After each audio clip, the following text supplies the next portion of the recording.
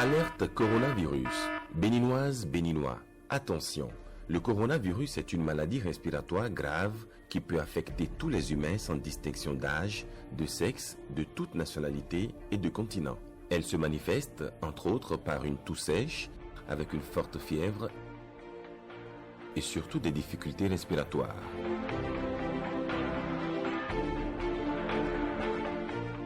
Pour prévenir le coronavirus et éviter sa propagation, adoptons les gestes barrières que sont se laver régulièrement les mains avec de l'eau et du savon ou utiliser un gel hydroalcoolique. Tousser ou éternuer dans le creux du coude ou se servir d'un mouchoir à jeter. Porter un masque en cas de symptômes et rester chez soi pour appeler le SAMU au 95 36 11 04 ou le 95 36 11 02. Évitez les contacts étroits et les salutations. Évitez de cracher au sol.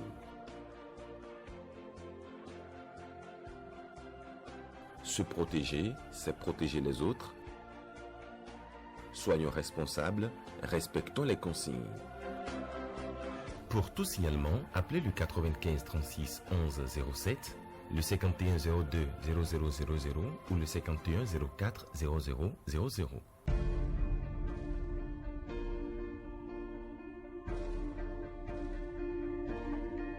Pour tout savoir sur l'épidémie du coronavirus au Bénin, rendez-vous sur le site web www.gouv.bj/coronavirus. Hashtag officiel #Covid-19BJ. Ceci est un message du gouvernement du Bénin.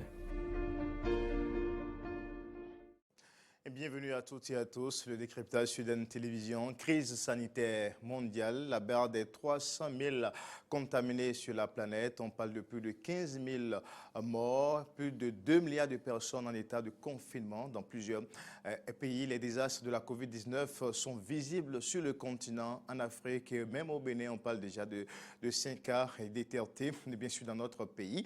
Cette crise aurait pu peut-être être évitée avec une planète vraiment saine. On parle de la protection de l'environnement. Quel rapport y a-t-il entre la Covid-19 et la protection de l'environnement? Voilà donc le sujet que nous allons essayer de décortiquer sur le plateau du décryptage, bien sûr, pour ce rendez-vous de ce débat avec une personnalité, un acteur que vous connaissez très bien dans le monde du militantisme pour l'environnement au Bénin, Monsieur Cocteau. Voilà. Bonsoir, Monsieur Cocteau.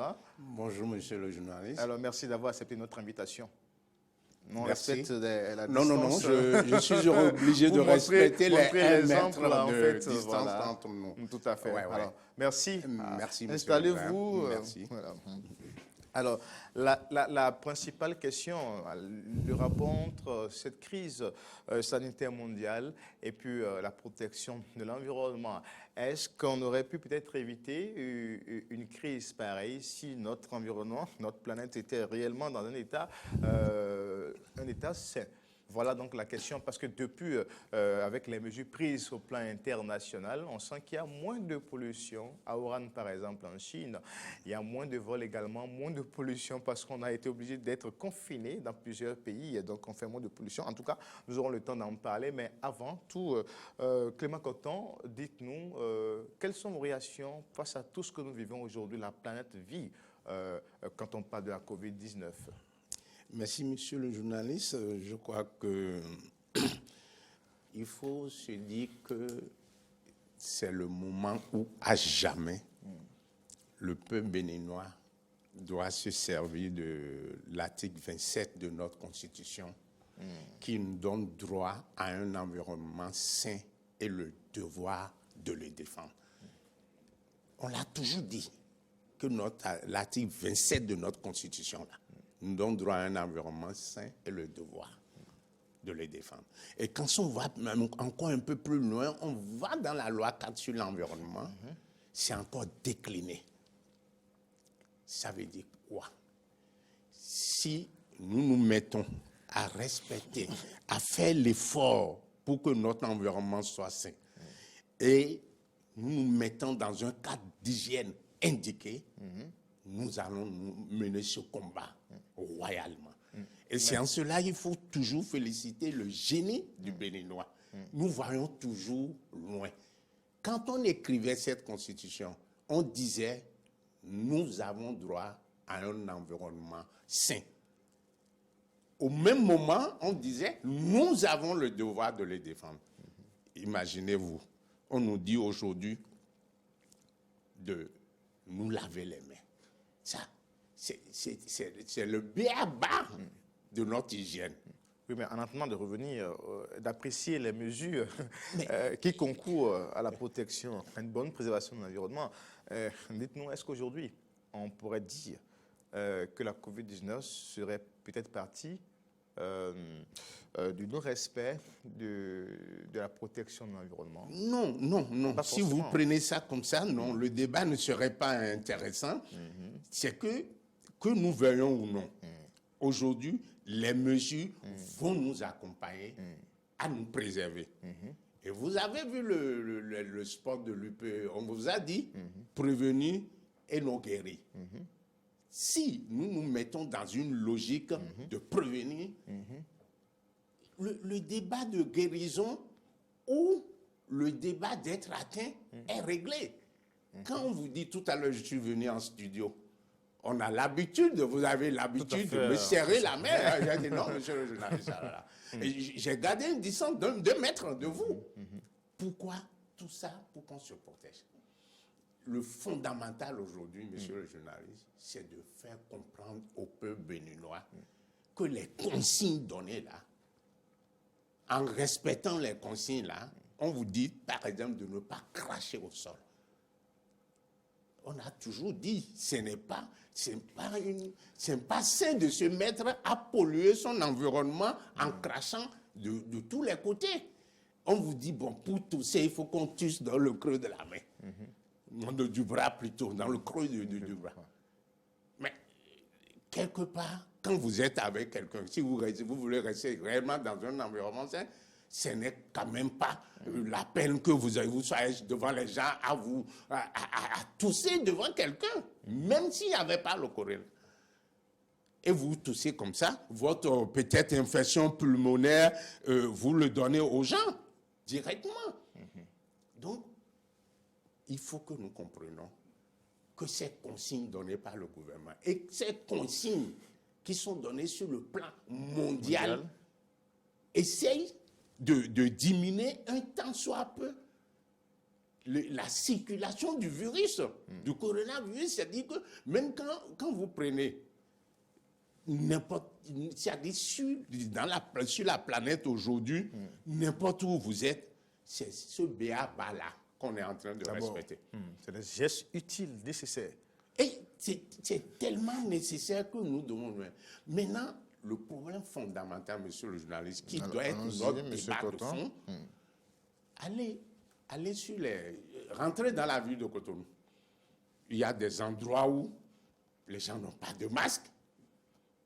Il y a des endroits où on n'a pas de gel. Mais moi, on a sillonné, j'ai sillonné des supermarchés. Le constat est amer. Malheureusement. Mais le constat est amer. Les employés n'ont même pas de masque. Vous prenez les caissiers dans les supermarchés, il n'y a pas de masque. Maintenant que vous achetez dans les supermarchés aujourd'hui, la distance d'1 mètre n'est pas respectée. Les gens tous comme ils veulent, même pas dans le creux du coude. Est-ce que les gens n'ont pas reçu l'information? Quelle explication peut-on donner? C'est la négligence, c'est l'ignorance? Non. Parce que nous savons que dans certains pays, c'est arrivé qu'aujourd'hui, les gens sont en train de payer le prix fort. Alors, est-ce que c'est parce que les gens n'ont pas l'information ou simplement on ignore le danger? Non, je crois que le cas de notre pays, c'est un cas de sensibilisation permanente. Moi, tout à l'heure, quand je suis venu chez vous ici, la première réaction que j'ai, c'est où me laver les mains. Tout à fait. Malgré que j'avais mon liquide et que j'ai encore en face de moi. La première réaction que j'ai eue, c'est voir si vous avez des masques, vous vous protégez. Et je viens en studio, vous avez vu ma réaction. Ça veut dire quoi? Je dois me sensibiliser moi-même. Être convaincu que je suis dans un débat où je suis obligé de me prendre moi-même en charge. Le Béninois n'a pas encore compris ça. C'est tous contre le coronavirus, normalement. Oui. Chacun doit, à son niveau, prendre conscience de son environnement voilà. sain. Là, chacun doit prendre conscience. L'employeur aussi. Parce que quand vous allez dans les centres commerciaux, comme que je vous ai cité, mais l'employeur doit savoir qu'il va donner des masques à ses caissières. Et maintenant, au-delà de ça, l'employeur doit veiller pour que la queue des clients, il y ait une distance d'un mètre réellement. Je vais vous faire rigoler. J'étais allé à MTN, à l'arrêt vivre, MTN privilège à l'arrêt vivre. Mais quand j'étais allé là-bas, mais j'ai été agréablement surpris. J'étais même content. Pourquoi? Ils avaient le pistolet pour la température. Mais avant de rentrer dans MTN à l'arrêt vivre, on vous met le gel à la main, voilà. C'est obligatoire. C'est vrai que dans d'autres circonstances, mais je ne vais peut-être pas vous laisser citer les noms parce que, mais compte tenu de la sensibilité du débat, voilà, et de l'exemple, il faut montrer l'exemple, voilà. Bon, on a vu ça. Voilà. J'en suis heureux d'avoir vu. C'est ce que je dis. Moi, mon débat ne va pas ailleurs. J'en suis heureux que quelqu'un le fasse. Donc, ça doit se multiplier comme ça. Il faut accentuer, il faut mettre l'accent sur la sensibilisation. La sensibilisation surtout et à tous les niveaux, même vous les journalistes, dans votre vie privée. Quand vous finissez en rentrant chez vous, vous voulez vous acheter une bouteille de cacahuètes quelque part, vous voyez que ce n'est pas respecté. Ah, écoutez les gens, s'il vous plaît, respectez les 1 mètre. Mettez vos masques. Mettez du gel pour vous nettoyer les mains. Oui, mais aujourd'hui, comment faire encore la sensibilisation? Parce qu'on a vu les spots, on a vu quand même beaucoup d'informations que diffusent les autorités sanitaires. Oui, alors, mais si malgré ça, quelle autre forme de sensibilisation doit-on faire pour que les uns et les autres prennent conscience? Parce que ce que vous dites est tellement vérifié que nous avons vu des gens dans les rues de Cotonou à qui on a entendu de micro et qui ne savent rien du coronavirus, par exemple. Mais c'est en cela, monsieur le journaliste, que je réveille l'attention de tout un chacun de nous. C'est en cela que je vous dis, c'est l'occasion ou à jamais que nous mettons en exergue l'article 27 de notre Constitution. Parce que quand vous voyez ça, monsieur le journaliste, informez alors, réinformez. Ce n'est pas parce qu'on a mis des spots, on a même des panneaux géants un peu partout dans la ville qui sensibilisent, mais ce n'est pas une raison pour ne pas amener votre pierre à l'édifice. Quand vous dites, nous avons droit à un environnement sain, nous avons droit à un environnement, mais votre devoir c'est quoi? C'est défendre cet environnement. Parce que quand vous voyez ce qui se passe dans les autres pays, où en une journée, on est à près de 800 morts, en une journée. Et malgré la puissance médicale, malgré la puissance de ces pays, ces difficultés-là. Il y a quand même un système sanitaire assez efficace. Donc il faut dire tout simplement, tout ce que moi je dis, tout simplement, c'est que prenons nos responsabilités et à tous les niveaux. Vous, monsieur le journaliste, vous ne pouvez plus, on ne peut plus rester dans une logique comme si de rien n'était. Mais dans d'autres pays, par exemple au Sénégal, en dehors de ce que fait le gouvernement, on a vu quand même des organisations de la société civile également dans beaucoup de combats, même si au Bénin, on ne les sent pas encore. Non, on les sent. On ne les sent pas, on les sent pas du tout. Monsieur le journaliste, on voit le gouvernement, les autorités sanitaires sur le front, mais on ne sent pas vraiment, véritablement ce grand combat que dans beaucoup d'autres pays, on a vu. Qu'est-ce qui fait qu'on dort?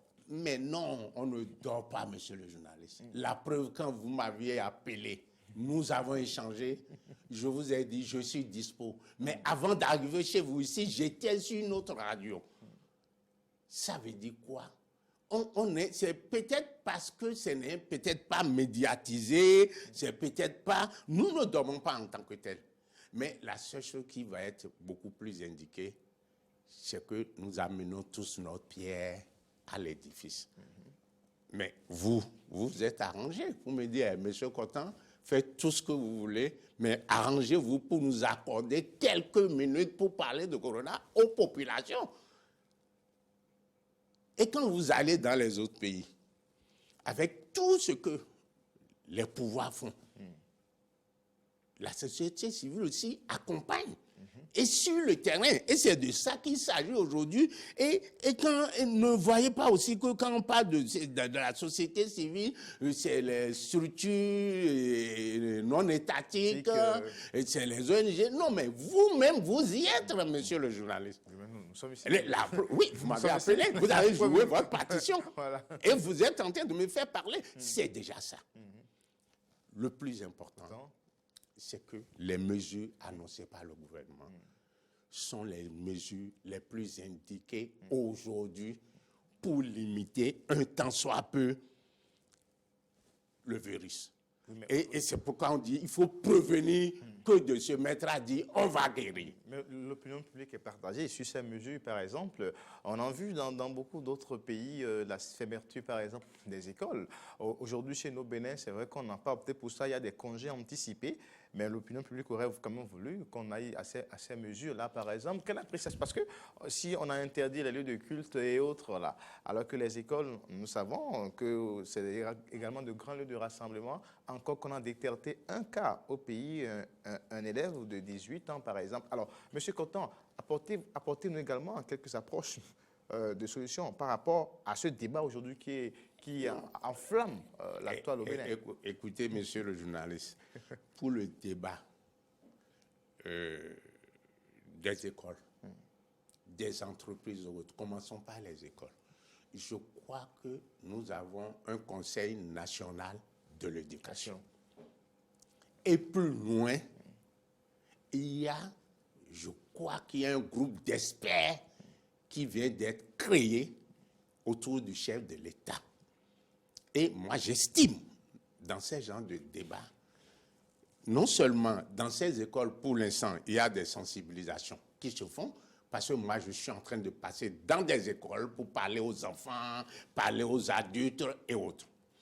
Mais dans ces genres de débats, quand les experts sont quelque part, il faut que le débat reste un peu scientifique pour voir on fait ça quand et comment. Je ne fais pas partie de ces experts. Dans certains pays, quand on n'a pas voulu être un peu ferme sur les mesures au départ, ça a créé ce que ça crée aujourd'hui. Quand vous prenez le cas de la France au départ, voilà, dont les gens n'ont pas été tout à fait assez prompts sur certaines mesures. Et aujourd'hui, la situation est un peu difficile à gérer. Mais non. Pourquoi ne pas aller? On a vu le cas du Niger, par exemple, qui a tout fermé rapidement pour ne serait-ce que limiter systématiquement la population. Je suis d'accord avec vous, mais quand vous prenez le cas de la France, je crois que pas plus tard qu'hier, le président Macron a discuté avec les experts, avec les scientifiques sur ce débat. Donc, ça veut dire quoi? Ce que je voulais vous dire, c'est qu'il y a des noyaux, quand il y a ce genre de situation, il y a des noyaux durs quelque part, autour des chefs d'État, autour des ministres, où les vrais débats s'opposent. Nous faisons quoi et quand et comment? Et ce n'est pas des débats où on peut faire ça demain matin. Non, il faut le prouver scientifiquement, ce qu'il peut pouvoir faire. Regardez le cas de la France aujourd'hui. Quand nous regardons les démarches du président Macron, c'est méthodique. C'est-à-dire, le Premier ministre va progressivement de confinement en confinement, de durcissement en durcissement. Il n'y a pas un peu d'ambiguïté quand on décide de fermer les lieux de culte et au même moment on laisse le grand lieu de rassemblement comme les écoles, les marchés et autres. Mais non, Monsieur Cotton, c'est ça en fait. Écoutez, c'est pourquoi je vous parle de débat scientifique. Vous-même, vous avez amené l'exemple maintenant et c'est clair dans votre tête. Les lieux de culte, nous allons prier. Point. Aujourd'hui, face à ce que nous vivons, prier là, on met de côté. Ça, le débat est beaucoup plus clarifié. Clair. Maintenant, vous parlez des écoles. Je ne suis pas dans le comité. Attendez, moi je suis d'accord avec vous si vous dites. Maintenant, vous prenez le cas des écoles. Les scientifiques doivent vous dire, bon, mais c'est-à-dire, le débat se pose sur des faits. Pourquoi on fait ça? Mais pour les lieux de culte, comme nous allons prier, c'est gérable très rapidement. Il n'y a pas un débat d'experts là. Pour moi, pour mon entendement personnel. Quand vous prenez même nos réjouissances, les enterrements, sur les rassemblements, c'est pas possible. Vous allez, je vais vous faire rigoler. Il y a, je crois que c'était samedi ou je sais pas, j'avais envie, je suis sorti et je me suis arrêté, je rentrais chez moi, j'ai vu un bar. Je dis, bah, je m'arrête pour prendre une bière. Donc, je suis rentré comme tout client, j'ai pris mon coup. Et dans ce bar, vous allez être surpris, les gens se côtoyaient comme si de rien n'était. Alors que sur d'autres cieux, les restaurants sont fermés, les cafés sont fermés, tout et tout. Et là, c'est notre prise de conscience. Je ne dis pas qu'il faut fermer les restaurants, il faut fermer les cafés, mais déjà, restons. Oui, mais si les gens ne veulent pas prendre conscience, pourquoi ne pas alors aller à des mesures plus corsées, plus fortes? Il faut fermer carrément. Et quand j'ai fini de prendre mon coup avant de partir, j'ai appelé le patron. J'ai lui demandé si c'est ce qu'on appelle Corona. Il dit vraiment, déjà, je sais. Je dis, mais essaye d'aider tes clients, fais autrement pour disposer les chaises, les tables, les bancs, enfin, tout ce que vous voulez. Il m'a dit merci 3 fois, il m'a dit de m'asseoir encore, je vais prendre de la bière gratuitement. Je dis non, je suis déjà à ma dose. Mais lui n'a pas su, il ne voit pas encore ce réflexe. Alors que sur d'autres cieux, voilà, tous les cafés sont fermés. Tous les restaurants sont fermés. Est-ce qu'on a besoin encore, avec tout ce que nous faisons comme sensibilisation, est-ce qu'on a encore besoin de par exemple, voilà. Comment? Pas de rassemblement de plus de 2 personnes en Allemagne, par exemple. Alors, mais est-ce que vous croyez qu'on a encore besoin d'aller dans ces bars-là, dans ces restaurants, leur parler? Non, dans la logique, quand on voit ce qui se passe dans le monde entier, quand on voit l'effort de sensibilisation du gouvernement, de la société civile, de tout ce que vous voulez, nous n'avons plus besoin, dans la logique. Mais M. Cotton, tout le monde n'est pas ouvert sur les médias internationaux, chez nous en Afrique. Mais voilà, justement. Mon cher monsieur. Et nos parents qui sont dans les villages. Mais mon cher monsieur. Comment elle fait pour toucher ces gens-là? Faites attention, nos parents qui sont dans les villages sont plus informés que nous, ils sont même plus sensibilisés. Quand vous allez, je suis allé à l'intérieur dans le zoo il y a quelques jours, les personnes, ils ont tous leur radio. La particularité de nos parents qui sont dans nos villages, ils ont au moins leur radio. Et ils entendent ce qu'on dit. Il suffit seulement de les accompagner. Le débat est à ce niveau. Donc, c'est pour vous dire, les lieux de culte, c'est facile. Maintenant, les restaurants, les bars, gardons en attendant que le groupe des experts qui gèrent ces genres de dossiers prennent d'autres décisions. Mais respectons déjà le strict. Mais on ne dit pas, vous venez boire votre bière, mais donnez-vous au moins un mètre de chaud là, monsieur le journaliste. Alors, en Afrique, où nous avons beaucoup de conflits, nous avons des guerres, nous avons aussi, on ne respecte pas beaucoup les mesures pour la préservation de l'environnement. Nous savons que dans beaucoup de pays, c'est toujours difficile. On est beaucoup exposé aux pollutions et autres. Dans ce contexte-là, avec le coronavirus ou la COVID-19, on a entendu les dernières déclarations du directeur de l'OMS. L'Afrique doit-elle réellement se préparer à vivre le pire, M. Cotton? Oui, mais le jour où j'ai écouté la déclaration du président de l'OMS, je me suis dit, c'est normal, monsieur le journaliste. Et comme on dit, dans les pays du Sud, il faut un véritable combat de compréhension, de sensibilisation et de se faire connaître. Regardez déjà, on vous dit de mettre de masques. Il y a des gens qui ont leur masque, ils mettent ça sur la tête, au lieu de le mettre au nez. Non, ça dit. C'est vrai que ça fait pas rire. Oui. C'est incroyable. On vous dit d'éviter de vous serrer la main. Des gens sont encore prêts, dans les pays du Sud comme le nôtre, à serrer la main comme si de rien n'était. On vous dit d'avoir une distance d'1 mètre. On ne vous demande rien de plus que ça. Vous allez dans les, comment on appelle, dans les marchés. Les marchés. Non, vous prenez un centre commercial, vous voyez ça. Vous allez à gauche, vous voyez. Ça veut dire quoi? Le pire viendrait si nous ne nous prenons pas au sérieux. Monsieur le journaliste, c'est de ça qu'il s'agit. Il s'agit d'une prise de conscience. Il n'y a rien à faire. Nous devons aller vers là. Et ce qui est encore plus grave, c'est que quand le puits arrive, on laisse enfants, femmes, famille, et on se retrouve au cimetière. Justement parce que nous n'avons pas pris nos responsabilités. Quand vous voyez souvent l'UPE dire environnement protégé, humanité sauvée, ça fait près de 20 ans, vous voyez ça sur nos spots. C'est tellement clair, environnement protégé, humanité sauvée. Ça veut dire, si nous protégeons, nous sauvons Donc, tous. une meilleure protection de l'environnement pour sauver la planète de la COVID-19. Mais c'est clair.